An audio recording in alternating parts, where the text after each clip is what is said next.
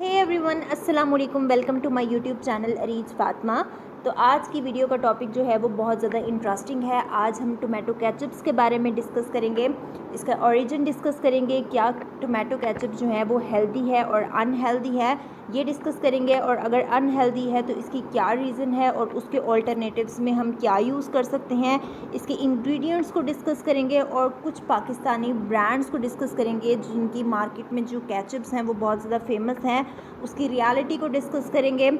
तो वीडियो जो है वो आपके लिए बहुत ज़्यादा इन्फॉर्मेटिव होने वाली है, तो आपने वीडियो को जो है वो स्टार्ट से लेकर एंड तक लाजमी देखना है। And don't forget to press the bell icon. So without wasting any time let's start the video. Tomato ketchup जो कि बच्चे और बड़े जो है वो बहुत शौक़ से कंज्यूम करते हैं और आपकी फ्रिज में रखने वाला एक लाजमी इंग्रेडिएंट बन चुका है। तो जी सबसे पहले उसके ओरिजिन को डिस्कस कर लेते हैं। केचप का ओरिजिन जो है वो चाइना से है। सबसे पहले फ़िश को यूज़ करके एक सॉस बनाई गई थी। Then after experiments, more and more experiments के बाद जो है वो टोमेटो की एक केचप बनाई गई थी और वो मार्केट में लॉन्च की गई थी। तब से ये मार्केट में फ़ेमस हो गई और डिफरेंट ब्रांड्स ने अपनी केचप्स जो है वो लॉन्च करना शुरू कर दी, along with different spices add करके, डिफरेंट फ्लेवर्स वगैरह ऐड करके मार्केट में केचप्स जो हैं वो आने लग गई और बहुत ज़्यादा फेमस हो गई। बात कर लेते हैं इसके कलर की। तो इसका कलर जो है वो रेड होता है। क्यों रेड होता है? क्योंकि टोमेटो में एक इंग्रेडिएंट प्रेजेंट होता है विच इज़ लाइकोपीन, जो कि इसको रेड कलर देता है। As you all know guys, tomato जो है वो आपकी हर सब्ज़ी में, हर चीज़ में एक असेंशियल इंग्रेडिएंट है। Tomato is very rich in antioxidant, जो कि आपकी स्किन के लिए, आपकी हार्ट के लिए जो है वो बहुत ज़्यादा हेल्दी है। तो अब सवाल यह जाता है कि टोमेटोज़ तो हेल्दी हैं ही, क्या टोमेटो केचप्स भी हेल्दी हैं या नहीं हैं? तो इस क्वेश्चन को आंसर करने से पहले हम टोमेटो केचप्स के इंग्रेडिएंट्स को देख लेते हैं। तो इसके इंग्रेडिएंट्स में आपको टोमेटोज़ मिलते हैं, शुगर है, सॉल्ट है, एसिटिक एसिड है और साथ साथ कुछ एसिड्स हैं जैसे कि सोडियम बेंजोएट वगैरह। बाकी कुछ स्पाइसेस और फ्लेवर्स वगैरह ऐड किए जाते हैं और कुछ थिकनिंग एजेंट्स ऐड किए जाते हैं। अच्छा, जितने भी ब्रांड्स जो कि केचप को लॉन्च कर रही हैं उनके सबके इंग्रेडिएंट्स ऑलमोस्ट सेम होती हैं, बस फ़र्क इतना आता है कि कुछ स्पाइसेस ऐड कर देते हैं, वो थोड़ा सा डिफरेंस आ जाता है और साथ साथ थिकनिंग एजेंट्स का डिफरेंस आ जाता है। कुछ केचप्स आपको बहुत थिक मिलती हैं, कुछ थोड़ी सी रनी कंसिस्टेंसी में मिलती हैं। बाकी शुगर, सॉल्ट, एसिटिक एसिड और बाकी एसिड्स वगैरह जो है वो सेम होती हैं। एसिटिक एसिड इसलिए यूज़ किया जाता है जो कि इसकी शेल्फ़ लाइफ को बढ़ाता है, और साथ साथ शुगर और salt. As you all know guys, sugar and salt जो है वो हमारी हेल्थ के लिए बिल्कुल भी अच्छे नहीं है। शुगर जो है वो आपको वेट गेन, ओबेसिटी, डायबिटीज़ की तरफ लेके जाता है, और सॉल्ट जो है वो आपको high blood pressure, cardiovascular disease वगैरह की तरफ लेके जाता है।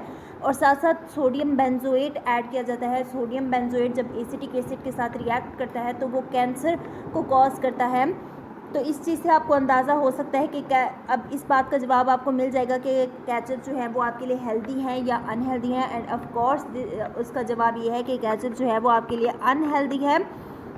As you all know guys, हम लोग जंक फूड की तरफ जो है वो ज़्यादा रिलाई कर रहे होते हैं, और उसके साथ जंक फूड के साथ मोस्टली जो है वो आपको केचप्स ही मिल रही होती हैं। वो चाहे आप किसी बड़े रेस्टोरेंट में फ़ास्ट फूड लेने जाओ तो वो भी आपको केचप्स देते हैं, या फिर आप गली की दुकान पे कोई अंडे वाला बर्गर भी लेने जाओगे तो वो भी आपको केचप ही देगा।